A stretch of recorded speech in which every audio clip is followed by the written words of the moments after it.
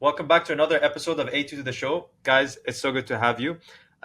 Today we have Dr. David Clarke. He is the president of the Association for the Treatment of Neuroplastic Symptoms, a nonprofit working to end the chronic pain epidemic by advancing awareness and treatment of stress related brain generated medical conditions. A board certified internal medicine and gastroenterology physician with an MD from the University of Connecticut, Dr. Clarke has spent his career promoting safer, evidence based approaches to chronic pain and emphasizing the role of stress and trauma. He's also an author, filmmaker, international lecturer, then the host of the podcast The Story Behind the Symptoms, where he explores the roots of unexplained medical issues. Dr. Clarke, thank you for joining us. Great to be with you. I appreciate your sharing these ideas with your audience. Of course. And maybe we can start off with um, what is your purpose? What is your claim to fame? And who is the audience you're targeting? Well, my purpose has to do with the fact that in addition to structural damage and organ disease as causes of pain and illness, there is also pain and illness caused by the brain. The brain can generate symptoms in the body anywhere from head to toe, literally migraines, pain in the spine, um, fibromyalgia, irritable bowel, chronic fatigue, long COVID, certain kinds of rashes, pelvic pain, joint pain. Um, the list just goes on and on. And it Right. affects approximately 1 in 4 adults and 40% of people that visit a physician. But unfortunately, most healthcare professionals have not had formal training in how to diagnose and treat it. So, my Mhm. organization website, symptomatic.me, is engaged in educating healthcare professionals and the public so that these concepts become common knowledge because we can diagnose and treat this condition every bit as successfully as any other form of illness if you know what to look for.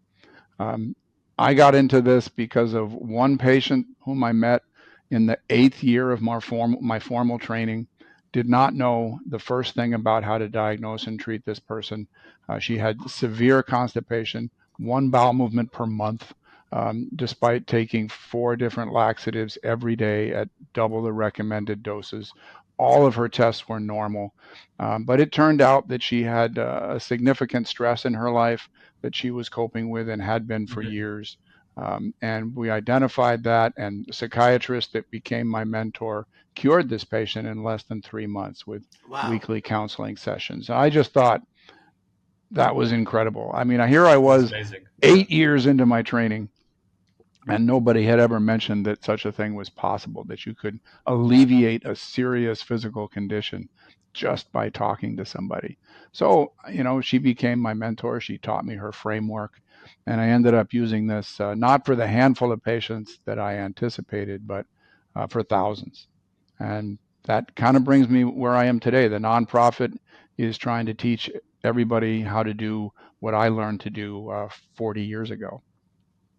I mean, Wow. that's amazing work, and it's an amazing story of how you started into this journey, and it goes to show that like physicians do need to know more than just their own field. They need to know also they need to understand what affects the brain as well. And this goes to my question on do you think that in general medicine should also future physicians or doctors be trained in this field? Like, should it be implemented into the education system for medicine, where so that Yeah, absolutely. I mean, I was trained very traditional Western style of training that, organs and structures are responsible for pain and illness. And there's this whole other universe of causes of this that I was not trained to diagnose or treat and had to learn it independently, as many of my colleagues did in their own careers. But some of them, when they were well into their middle of their careers before they found out about this and learned how to diagnose it. So, yes, um, medical clinicians, but also mental health professionals, because this is an area of overlap. And Mhm. many mental health professionals are very reluctant to engage with people who are physically ill as opposed to having a mental health problem. But this form of illness is a form of communication from a mind that is in a state of distress about something. And if the mental health professional is able to read those signs and interpret those communications that are coming out in the form of pain or illness, they're going to be much more effective as mental health professionals. So all healthcare professionals need to learn this. The public needs to learn this because it is just so widely prevalent. We just did a national survey where we asked people, do you have pain or illness? And if you do, does it have a good explanation? And about 25% of the general public has pain or illness that does not have Oof. a Oh, good wow. explanation. And then there's another group that is not improving with medical treatment as their doctor anticipated. And a lot of those people also, the reason they're not getting better with medications or injections or surgery or some other form of invasive treatment is that the problem is not in the body. The problem is in the mind being generating these symptoms. So that was almost 25% of the population, the group that has pain or illness. They've been given an explanation, but they're not getting better the way their doctor expected them to. So it's tens of millions of people in the United States alone, over Wow. a billion worldwide. So yes, it's finally getting recognized that this needs to be part of routine training. I've been teaching at my medical school for several years now. I've been teaching physician assistant students, internal medicine residents. It's part of the curriculum at both medical schools in Slovenia because they found out about this. They had me come over there and do some teaching. So it's getting more and more recognized because there's research now. In the last 5 years, we've had gold standard randomized controlled trials showing the new form of treatment for this and comparing it with older forms of treatment. And the difference is dramatic. The new forms of treatment are far, far more effective in alleviating symptoms. And we can, go into some of the details of that later if you want. But studies from across North America now at leading research centers are confirming that this approach is highly effective. Oh my Wow. God. Yeah, That's that's a bit horrifying to be honest, because there's so much out there that stresses you out. There's so much out there that's stressful, this and information is there's stressful. this Yeah, sorry information is about that. stressful. No, no, we need to learn about this. We need But to be the exposed the to it. world needs some good news about stress. I mean, all you ever hear about stress is that everybody has it and it's terrible and you can't get out from under it and it's getting worse. And this is actually good news because what I'm talking about here is that we can do something about it. Um, you know, Even in areas where you would think it's hopeless, we can do a lot. I mean, one of the areas that a lot of people just throw up their hands is stress when people were children. Um, Experiences that they had that, for example, they would never want for a child of their own. Mhm. And it turns out that those have long term consequences for people and can have an impact well into the adult years, which makes everybody go, oh, this is, terrible and we can't do anything about it because it already happened. But that's not true at all. By helping people recognize where that impact came from, they can make positive changes in their lives. They can understand how they got into certain personality traits that are stressful. They can recognize emotions that they have that have never been given a chance to express themselves. Hmm. They can start putting boundaries around people or situations that are creating difficulties for them. We can empower people to set those boundaries in a strong way, all of which brings the stress level way down. Mhm. Absolutely changes people's lives, changes their relationships, changes their career choices, even. And that's one of the great things about doing this work. Not only do we alleviate people's physical pain, but we can change how they live their lives. And it's just a great thing to see as a physician. Wow. Wow. So can you tell us, like, what are the three things we can do to make our lives less stressful? Well, in my patients, I like to help people look into their past, because that childhood stress issue is such a big factor for the people that are ill enough to find their way to my office, a specialist's office. Uh, did you go through anything that you would never want for a child of your own? Mm-hmm. Anything that, if you had to watch a child you care about go through it as you did, would it make you sad or angry to see that? And when people look at it in that way, they can recognize more accurately just how significant the impact was. They can get a better sense of the reality of it. And when they do that, um, they can appreciate that, you know what, they came through and had to have heroic perseverance to make it through these experiences. And they can internalize that belief in themselves that they've done a remarkable thing. I make an analogy to, say, a toddler who's been parachuted into a dangerous jungle at that age and has somehow had to find their way out of it. Many of my patients, their early lives have been very much analogous to that. But if they can look at themselves in positive terms as somebody who deserves tremendous credit for having come through that. Um, Internally flipping their self image in that way leads to all kinds of other benefits.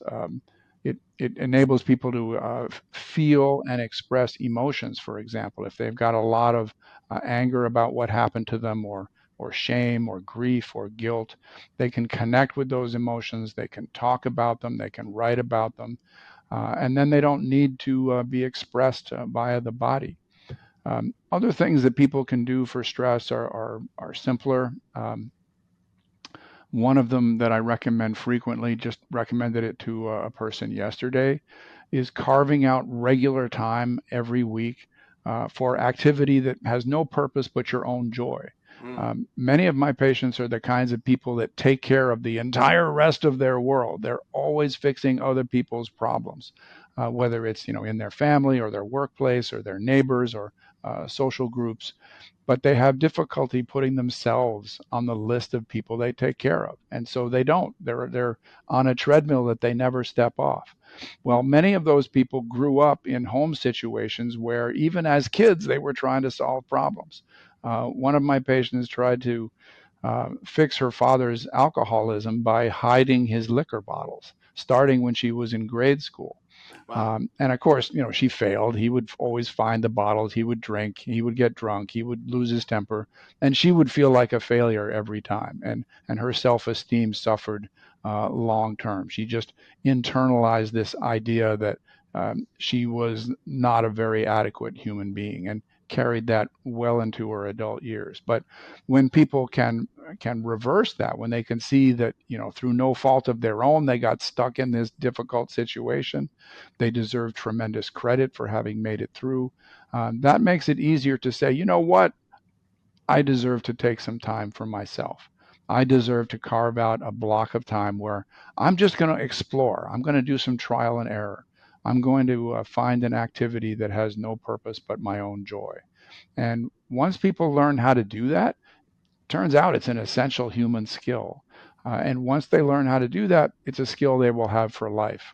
And whenever their stress level gets too high, they can now have something that they can do that will bring the stress level back down. Wow. Those are great tips. Yeah, Um, Said. I wanted to go on the point of so there are some people who obviously take their stress and their trauma well into their adulthood, and you know when they do become aware of it and they realize what they've gone through, yes, it can definitely be a relief and definitely credit to them for getting over it or moving on. Sorry, um, but for people who are for if we want to help people earlier on so that they don't waste too much time onto these topics, like what's something that we can what kind of awareness can we share with them, or what are good questions for someone to ask themselves so that they know that, oh wow, I am like overly stressed, I might have some issues, and I need some help. Yeah, well, if they have physical symptoms, then the first thing is to check with their doctor and make sure that there's not an organ disease or a structural cause to explain them. Mm-hmm. And if there's not, then all these symptoms always have a cause. And if there's not structural damage or organ disease, then almost certainly it's coming from the brain. And it's coming from the brain because there are physical changes in the nerve pathways, and those physical changes have come about because there's some source of stress in the person's life. Mm. Now, it might be that the stress is something going on right now. It could be something as simple as that. One of my patients was suffering domestic violence, for example, over a period of time that Oh wow. corresponded to her symptoms. But she didn't make the connection between what was happening in her household and what was happening in her body. Even simpler example was a patient of mine, but none of it's simple, but none of his other doctors knew to look for this. He Yeah. only got his pain when he was driving to work. Okay. When he was driving home from work, he was fine. See, you've just made the diagnosis of this patient. Not so difficult, was it? No. So yeah, he'd been ill for 8 or 9 months, and it turned out, no surprise, that the stress level in his workplace 8 or 9 months ago went through the roof. He worked in a two-person office in a big company, Mm-hmm. and his partner was transferred 1,500 miles away to another Wow. office in the same company, and instantly his workload doubled. Mm. So, no surprise, he's uh, getting stomach pains when he's driving to this very difficult job. On the weekends, he was fine too. He had no Yeah. problem. But he never put it together. He never, recognized that it was the, tremendous difficulty of having his workload doubled. They had trouble hiring a replacement for the person Yeah. that they transferred. And he never put it together, and he's going from doctor to doctor, and he's having all of these tests, and it was actually, very straightforward. So I'm, looking for stress in your life at the moment. Mm-hmm. Um, Another one is, you know, certain forms of anxiety disorder can do this to people, and the clue there is that the symptoms are much worse or more frequent whenever you're away from what you consider a safe environment. So one of Right. my patients was having symptoms 2 or 3 times a week, and they would come on suddenly and severely, and but it turned out that the only time they happened was when she was away from home, and for her, home was a safe environment. And when she was at home, where she was, she was there waking and sleeping roughly half the time. Not a single attack happened while she was home. They only happened away. And that's, there's nothing else that will do that but an anxiety disorder. Mm-hmm. You're, Yeah. in her case, because I'm a stomach specialist, it involved her bowels, the symptom, and the bowels don't know if you're a home or away. Only your brain knows that. So the brain is clearly involved. Another patient, 16-year-old girl, was having severe attacks of diarrhea. So bad that on her Oh bad wow. days, she would put herself restrict her diet to water only, Mm. and she was Oh wow. taking up to a dozen anti-diarrhea tablets by 1 o'clock in the afternoon. And My. even doing that, she was still having diarrhea. But and the punchline of Wow. this is, and none of her other doctors figured this out because they didn't know to look for it. But her bad days were always on Tuesdays and Thursdays. On the other days of the week, she was okay. That was very On the specific. weekends, she was okay. Now, Okay. once again, your large intestine does not know what day of the week it is. I mean, Yeah. it's dark in there. We have to bring our own light to It see doesn't our have a way around. calendar hanging around, it's like Well, I've scratching off never the seen days. one, and I've looked up in there countless times. So, uh, yeah, only your brain knows that. So the line of investigation, the line of inquiry was to find out, well, what's going on Yeah. Tuesdays and Thursdays in your life? And it was that she played varsity soccer, Mm. in Oh. Lebanon football. Hey, Oh, And hey. let's go. and she was very, very anxious about how she was going to perform in those games. She would even have diarrhea at halftime, at the halftime break. She would have Oof. to race back to the locker room and would have more. And then again, on these Oh days, God. she's only consumed water, and she Yeah, has yeah. 12 of these anti-diarrheal tablets. You're not supposed to take more than 8 in 24 hours, and she was taking 12 in 6 hours. Oh God. And it was still, I mean, it just shows the power of the brain to Right. control the body. So that's another good example of an anxiety disorder. And let's see what else. Oh, trauma is Hmm. another one that I look for. Has a person been through a terrifying or horrifying event? Mm. And did it take place right before the symptoms began? One of the patient I was asked to consult after she'd seen numerous other doctors. She'd been ill for 5 years, and it turned out that right before her illness began, there had been a serious car accident. She was not in the car, but her parents and her husband were in the car. Her parents were killed.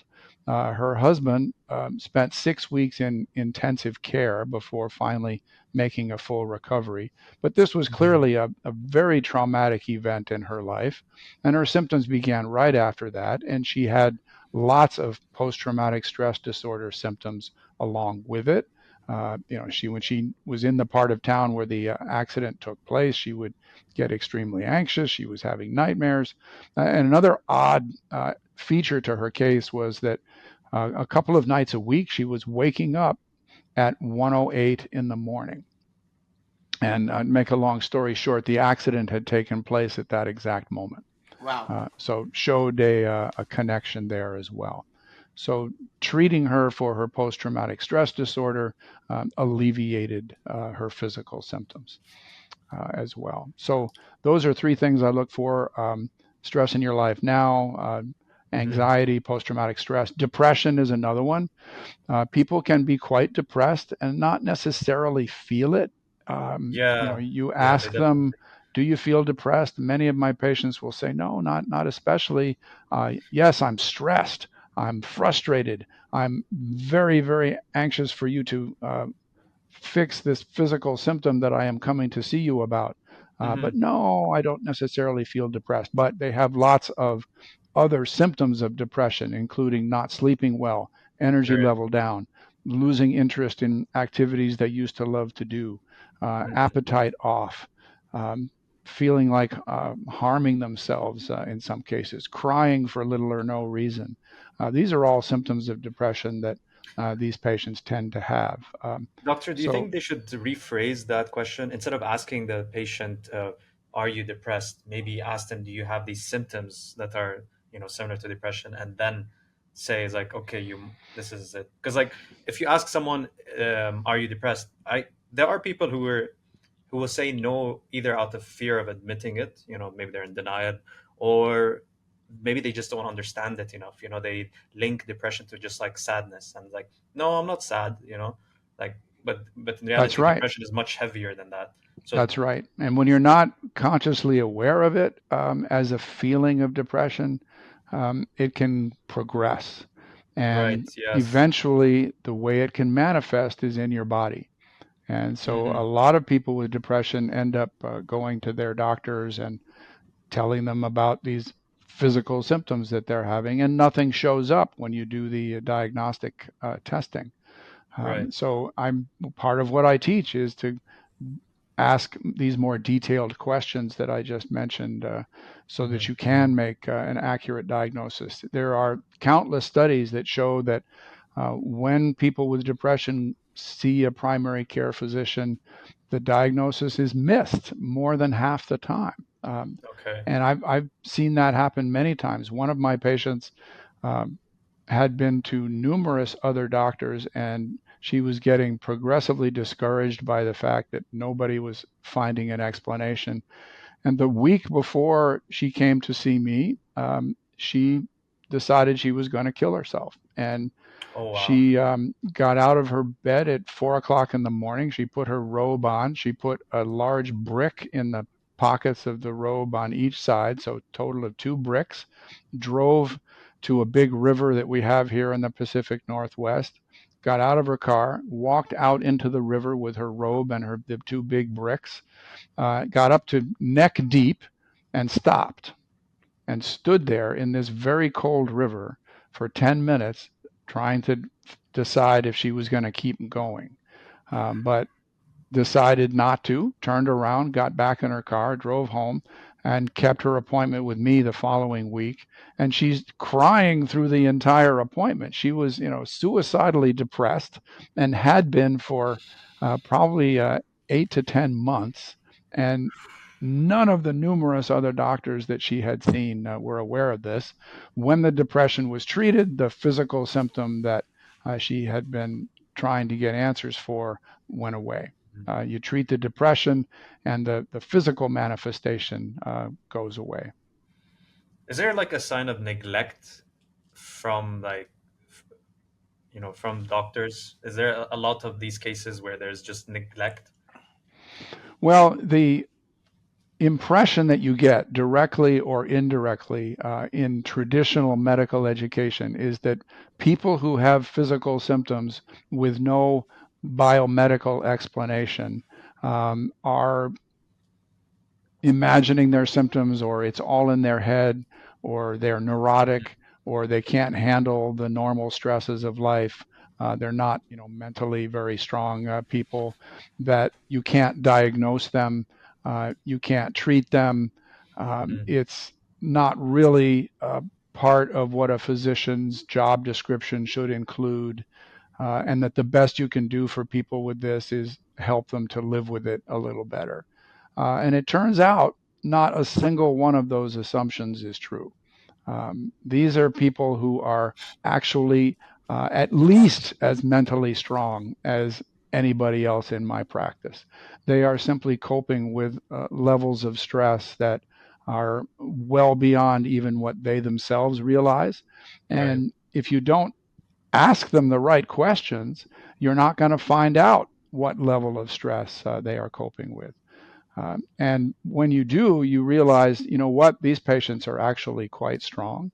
And these are conditions that can happen to anybody, and that you can diagnose them by knowing what to look for. You can absolutely treat them successfully.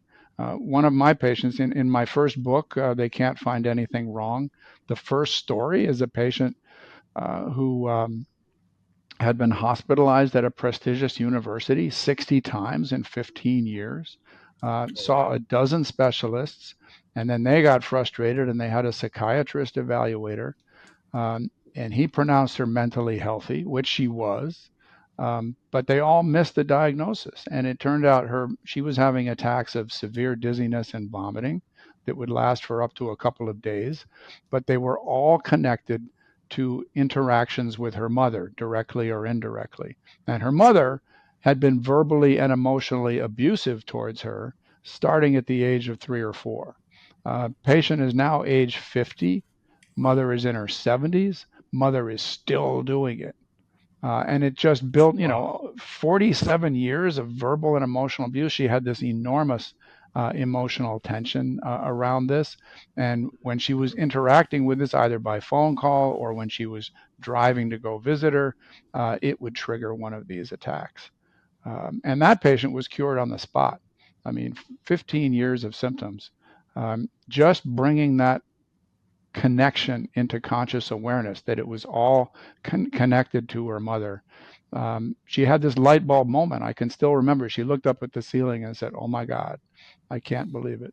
And once she saw it, never happened again. She could put boundaries around her mother's behavior, and Hmm. she just never had any more physical attacks. By the way, for your audience, anybody who's curious about whether these ideas might apply to them, there's a 12-question self-assessment quiz at symptomatic.me. The more Okay. questions to which people answer yes, the more likely it is that they have this process going on. Okay. That's very So, helpful. what are we supposed to do if there are things that stress us out, like relationships, money, future. So, how can we rewire our brains so that it doesn't stress us out? Well, it's the approach that I take is to look for these deeper underlying issues that can distort how a person is living their life and that can crank up their stress level. And that's what can eventually lead to physical symptoms. But a lot of it comes down to um, believing yourself worthy of taking time for self care, making sure that out of all of your responsibilities, you put yourself on that list so that you get a break on a regular basis. And that's very helpful. The usual stress recommendations, getting exercise, getting good sleep, having a healthy diet where you try to stay away from highly processed foods. Um, those kinds of things are also important. I like a lot of my patients also to learn mindfulness. It's very easy to find simple instructions about how to do mindfulness or mindfulness meditation on the internet, and it's a simple technique. And when people do it, it's a form of self care. It helps them get connected with their own needs, brings the stress level down. That's another useful technique. It by itself, it has been shown not to be enough to alleviate the kinds of physical symptoms I'm talking about, but it's absolutely a good additional measure. And Mhm. then, what about like physical health? Mental health is really getting bad, as you said with the statistics. Has that always been the case? Like, if we look back to the 80s till now, or are we just better now at diagnosing it? Yeah, I think it is getting worse to a certain extent. The social Yeah. media are, I don't think, helping us be mentally healthy.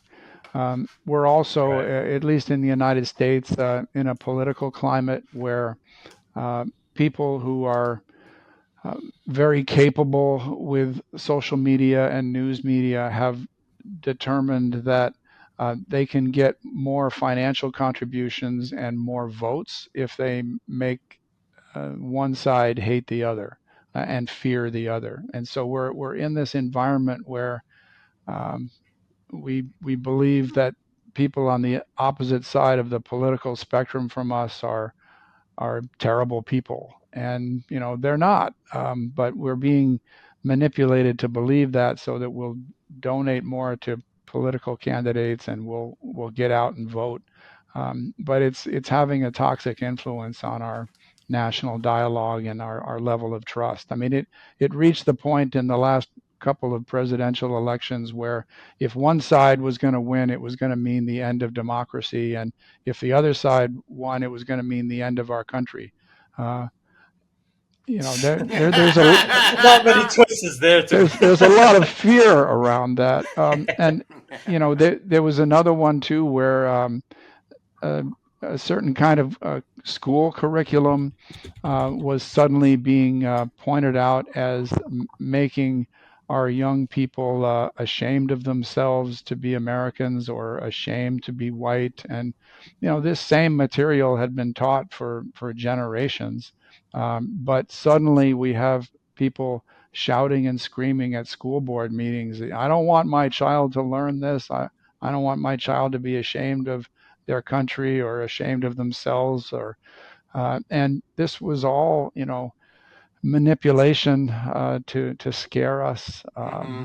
And if I sat down with somebody on the opposite side of the political spectrum and we talked about our children and our hopes for our grandchildren and talked about sports or anything except politics, we'd be fine with each other, I'm sure. Um, I mean, even if you look at the fear and greed index, I just wanted to add this point. It's like it's right now at extreme fear, and like that's just to say like economically everyone's just afraid as well, and they're it doesn't look really good in the next coming years. But anyway, I don't want Yeah, to no, add more it's stress there. it's very true, and the social media has become an echo chamber where it feeds you content that uh, makes you outraged, and It's just the old complaint was that the news media would focus on crime and violence and Yeah. make everybody believe that their environment was vastly more dangerous than it really is. And now the news media are all about how people on the other side of the political spectrum are terrible people, evil or vermin, or pick what adjective you want. And it's not true. We're this all the same people that we always used to be. We all have affection for our country and our people who live there as much as we ever did. But we're being made to feel like that's not true anymore. And Mm-hmm. it's Yeah. a difficult environment, and it cranks up people's stress levels. And so we need these ideas that I'm talking to you about even more. When it reaches the level of physical illness and disability, um, one patient I'm familiar with for well over a year, she was bedridden. All she could do was crawl from her bed to the bathroom and back. Oh, wow. For over a year. So the level of disability that you can get from this is extreme. Another patient, many patients, ill for over 10 years. My personal record patient had unexplained abdominal pain for 79 years, and she was a nurse, so she was very much plugged into the healthcare system, had Hmm. plenty of diagnostic evaluation, absolutely no explanation. She herself had given up. She stopped going to doctors and just suffered with the pain. But one of her sons brought her in to see me, thinking, he wasn't ready to give up. He saw his mom suffering and he thought, there has to be some answer. And sure enough, there was. She had been through a trauma when she was an 8-year-old girl, and it was still affecting her at age 87. But even after that length of time, she had successful treatment. Within 3 or 4 months, most of her pain was gone. Wow. Whoa.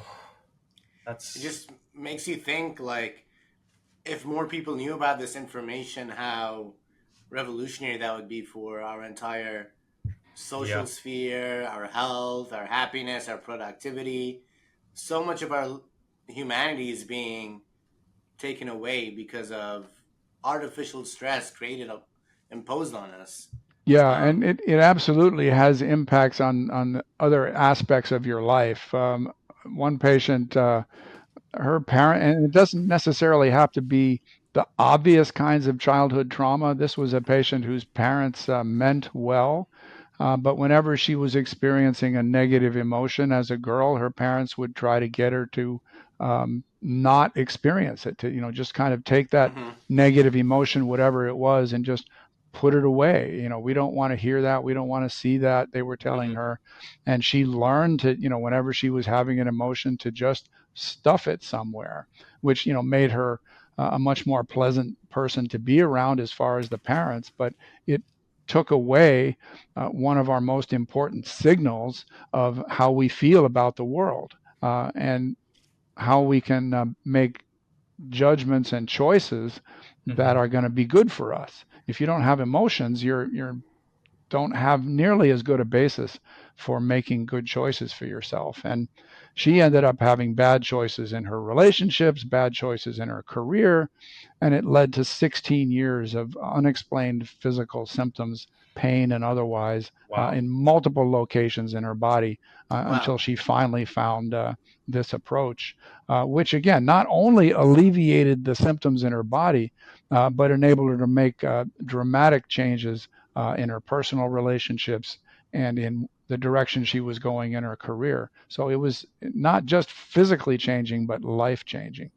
And in that situation, the parents might have had the best interests of their kid. Like, oh, we don't want you to push people away by you venting your emotions. It's better for you to be people pleasing, and if you have a strong emotion, like put it away, and so that way you don't have to be confrontational. You don't have to be emotional around other people. But they maybe the parents didn't have the foresight of seeing how this would totally wreck this person's life in so many different aspects. and Yep, that that's right. having emotions is so important. Yes, you're absolutely right. And it's quite common for my patients not to have to have had adversity when they were children, but not to be the sort of traditionally thought of kinds of adversity, physical and sexual abuse or violence in the home or drug or alcohol abuse by one of the parents. Those are very clearly traumatic for a child. But there are lots of home situations where the parents mean well, they're doing their best, but there is something about the household that is creating substantial pressure on the child. One of my patients, after probably talking to him for 40 minutes or so, finally recognized that when he was a kid, the only time he ever got praise from his parents was when he did something better than his brothers and sisters could do it. And he Oh had wow. three very talented siblings. So he ended up growing up feeling like a failure because it was almost impossible to do something better than they could do it. And this affected him. When I saw him, he was in his late 30s. He was a successful attorney, but his personal life was a disaster, and he was having all kinds of physical symptoms in his body as a result of that. And he still felt, even though his career was successful, he felt like a failure. He felt like an imposter, and we had to go back and understand that those ideas, those assumptions about himself had been lodged in him at a very early age when he had no defenses against it, and that they were false. That anybody who could come through a challenging environment like that had actually done quite a heroic thing to survive. Hmm. So when someone is facing imposter syndrome, or they are thinking that they're inadequate enough for the current role they're in, let's say at work, how does what's the first step, to getting out of that mental space, or um, you know, uh, changing your perspective on it? Yeah, I do this a little differently than a lot of other people do. When somebody has that imposter syndrome that they are somehow fooling others and they've gotten into their good position for um, inadequate reasons. I want to go back to where did that idea start from, and it usually starts with a fundamental assumption that the person is not good enough, and where did Mm-hmm. that come from? I want to know, in the most general terms, what did you learn about yourself as a child that isn't true?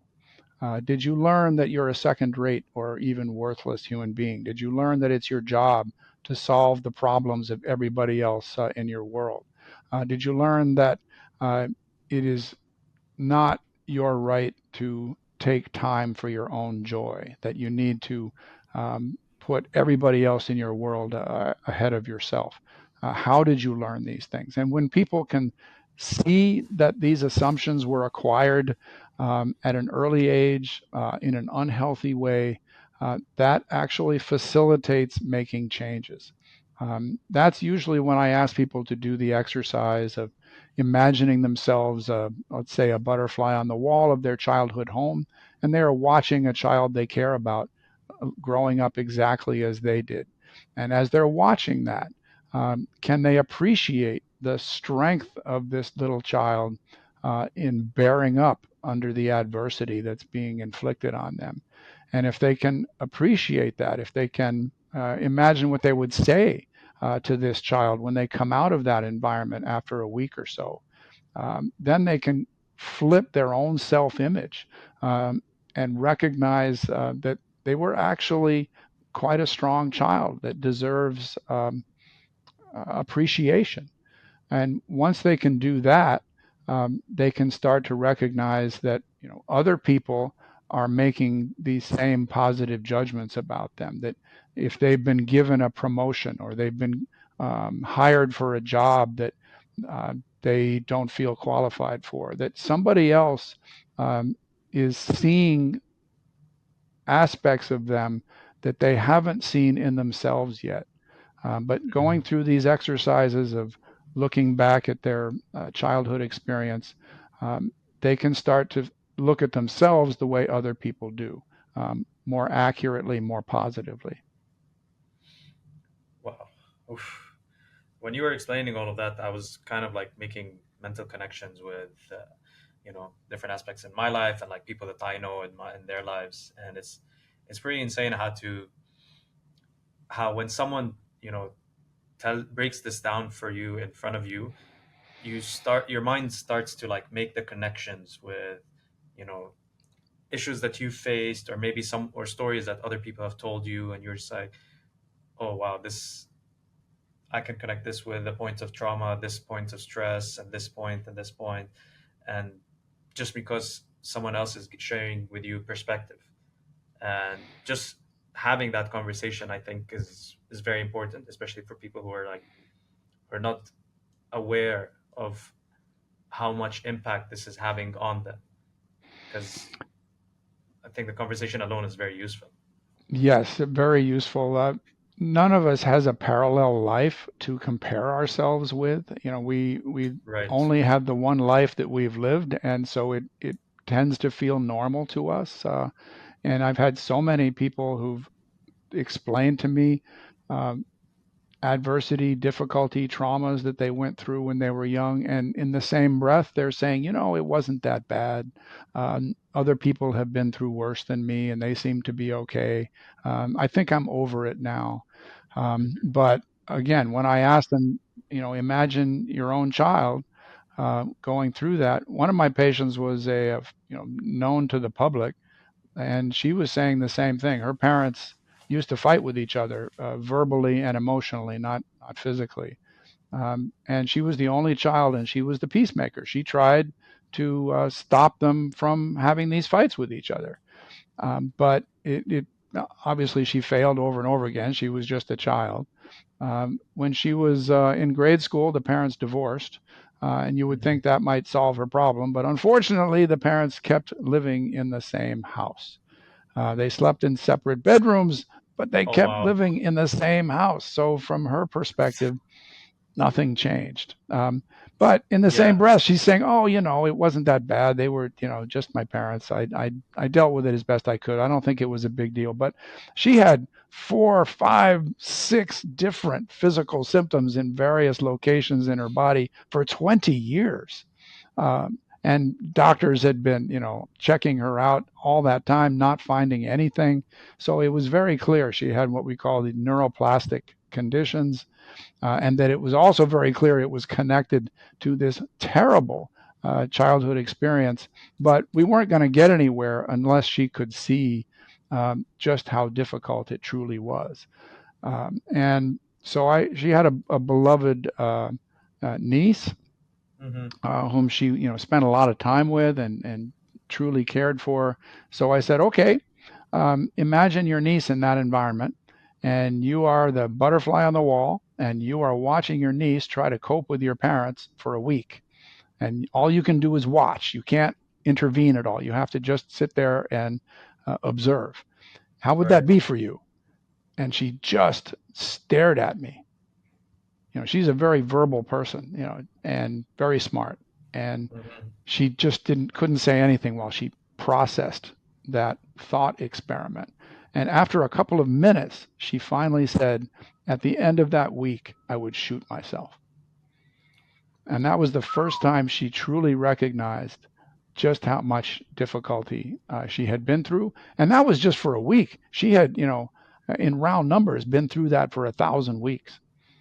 So I try to help her understand that she had done truly a heroic thing, having borne up under that kind of pressure for so long, and that she needed to internalize recognition of that, give herself some credit and appreciation for what she had accomplished. And it had an interesting effect.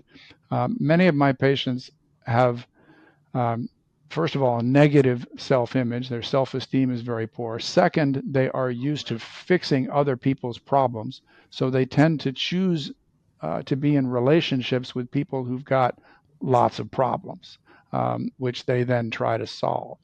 Right. And that was her history. She had one boyfriend after another for years, and they were all bad.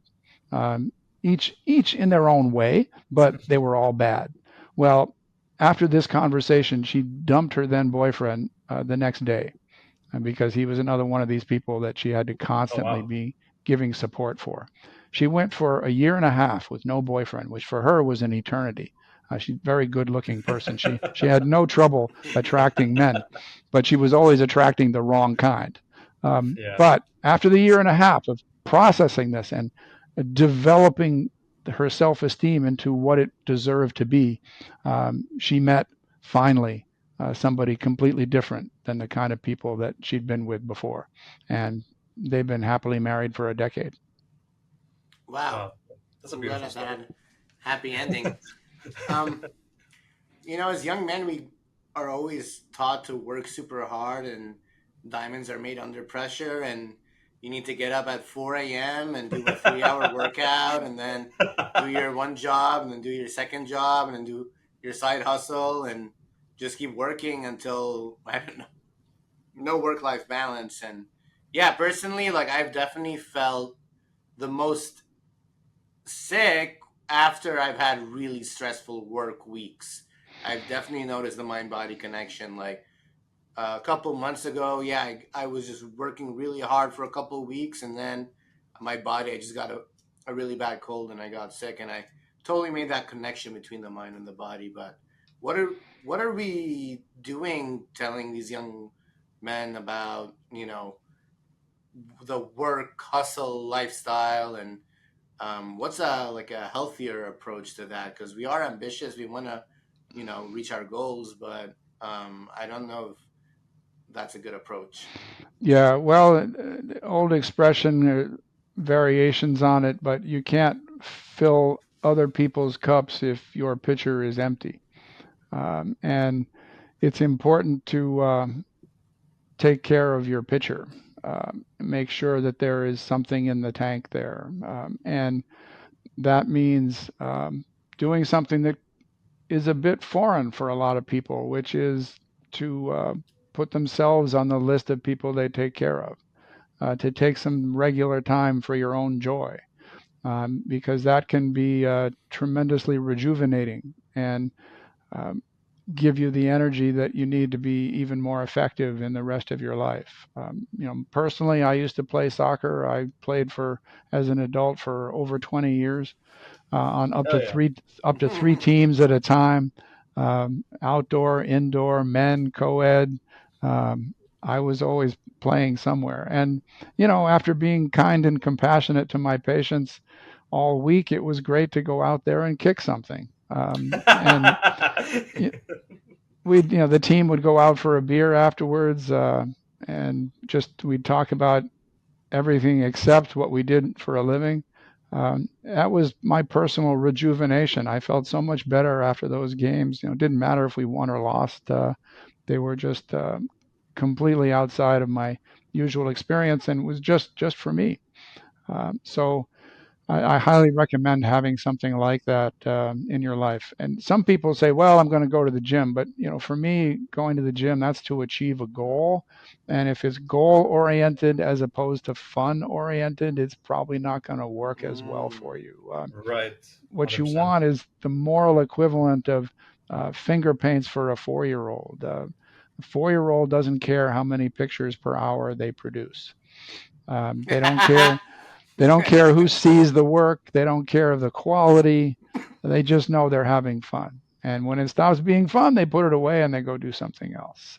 So they're a good role model. Many of my patients were in environments where they didn't get sufficient opportunities to play. Right. One woman I met in the emergency room, 7 a.m. She'd been there all night for acute abdominal pain. All the diagnostic tests were normal. Uh, Make a long story short, it turned out she had been a champion athlete as a girl, and she did her sport before school, after school, Hmm. weekends, starting at age 4, all the way up to age 18. Did very well in her sport, but paid a price. And now, when she was in her 30s, had the same kind of nonstop lifestyle. Worked full time, husband worked full time. She coached her 2 daughters in her sport. She coached other people's kids. She was on the athletic club board of directors. She drove kids to out of state competitions. I asked her what she did for fun. She had trouble coming up with much. So Damn. her treatment was to take an afternoon a week, and fortunately her husband was very supportive. Afternoon a week, and just get out of the house and do something with no purpose but her own joy. And it takes people months to learn how to play, but it's an essential human skill. And eventually she hit on the idea of taking piano lessons, which she'd never done anything musical before, but Hmm. she absolutely loved it. And that was when her pain finally went away. Wow. That's that's crazy that when you're an adult, it's you struggle to find things to do for fun, but when you're a child, it's so easy. You can just easily just pick up something and you're just like, oh, this seems fun. You can literally just pick up a rock and start throwing it in the water and be like, this is fun. Yep. Yeah. It's if you're in a healthy environment, yes. But if you're in the environment like my 8-year old who was hiding her dad's liquor bottles, more Yeah. difficult. More difficult. So why do we, as we grow older, why do we struggle to find things to entertain us? Especially the things that we used to find entertaining. Why do we get bored of them, or why do we just struggle to find something new to that's fun? Well, I think society and those around us have expectations about us that we're going to be quote unquote productive.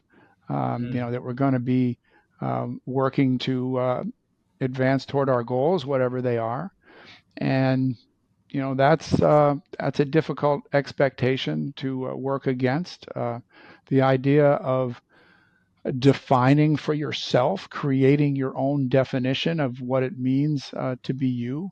Um, if it's a little different from what the rest of society seems to expect, um, that can be a challenge. But if you are able to convince yourself that you're just refilling your pitcher, I think that'll make it easier. Wow. mm, mm. That's great advice. I like how you frame that. Are there any things from different cultures you've learned that manage stress better?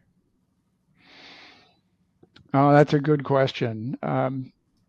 You know, natives of East Asia are not really working with the concept of depression, I've found, but they are willing, they suffer the same kinds of symptoms, but they are willing to work with the idea that there's an imbalance, Mm-hmm. and we can talk about correcting the imbalance by doing the kinds of treatment techniques that we've been talking about. All right. So I think that's one perspective. Um, there are other cultures, the Latin culture, that have different concepts of what some of these physical symptoms mean, but I can still use the same treatment techniques to help people get out from under them. There's one other interesting idea that I should throw out there that I don't usually talk about, which is that some people can get physically ill in response to a good stress, something Mm. positive in their life.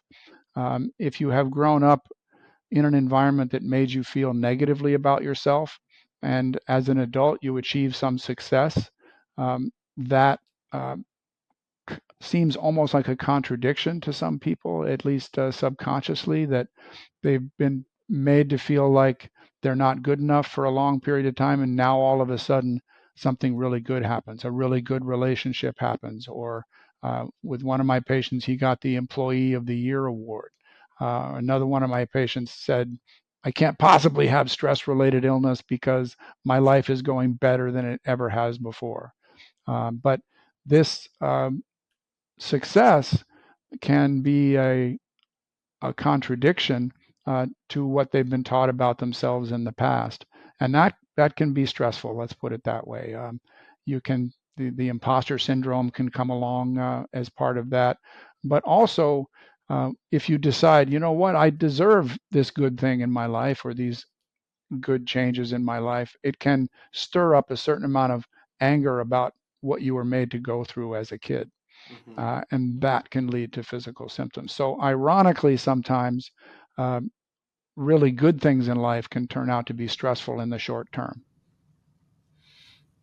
All right. Um, My final question I wanted to ask is, why do some people, so some stress can manifest in the gut, some stress can manifest in your back, some stress can manifest in other places. What exactly dictates like where you're going to feel that physical symptom from that stress? Yeah, it's a great question. For most people, we don't really know. Some people have had an injury in a particular location, and the Hmm. nerve pathways to that location are a little stronger as a result, so that when a stress comes along, the mind may use that same nerve pathway and give you pain at the site of the injury. Or let's say you injure your back, and usually back pain will go away in a matter of a week or two or a few, Right. but it can evolve into chronic back pain because the brain is physically changing the nerve pathways that are connected to it. And the physical change in the nerve pathways is connected to all the stresses that we've been talking about. So, an acute pain can evolve into a chronic pain at the same Mm. location. But most of the time, it's not clear why two people experiencing the same stress and one gets migraines or dizziness or visual disturbances, and Hmm. somebody else gets fibromyalgia or irritable bowel or pelvic pain or genital pain. Um, it's uh, it's still a bit of a mystery why those pathways are chosen. A lot more to look into for the future. My last question Definitely. is, can a little bit of stress be good? Well, I think life would be boring without some stress. Stress is kind of the gap between where we are and where we'd like to be. So if we don't have that kind of stress, that means we're not looking forward to the future. There was a story that I read a long time ago that struck me that a man made a deal with the devil that he was given a stopwatch, and whenever his life reached a point where he was happy with it and he could click the stopwatch, and his life would stay that way uh, forever. So that all he had to do was wait till he got to a great place in his life, click the watch, and he's good for infinite time. But if he never clicked the watch, then the devil would get his soul. Oh, Um, wow. so you would think, and the gentleman thought, hey, this is a great deal. But uh, if you click the watch, it means your life stays the same, and you are taking away all of your hopes and dreams for the future. You are just going to stay stuck at that one spot. So he never clicked the watch. So Damn. that's a positive source of stress, is that we have things that we still want to do and accomplish. Love that. Great way to end it. Yeah. Um, Thank you for that, for all that insight and all the information, Dr. David. Um, where can people find you and get in touch with you and learn more about your information? Yes, the nonprofit website is symptomatic.me. And again, we have that self assessment quiz, takes less than 3 minutes. And we've got tons of resources on there for people that have these conditions, conferences that have been recorded, podcast, the story behind the symptoms where I interview patients, much as I did in my office, books we recommend, apps we recommend, um, a science-based podcast as well. All kinds of things that can help people get out from under this. Fantastic. Awesome. Guys, thank you for watching another episode of A2 The Show. Please don't forget to like, subscribe, and share this episode when it comes out, because we want all of our guests to receive the attention that they deserve. Thank you again, and we'll see you next time. Thank you Peace. so much. Have a good day. Bye bye.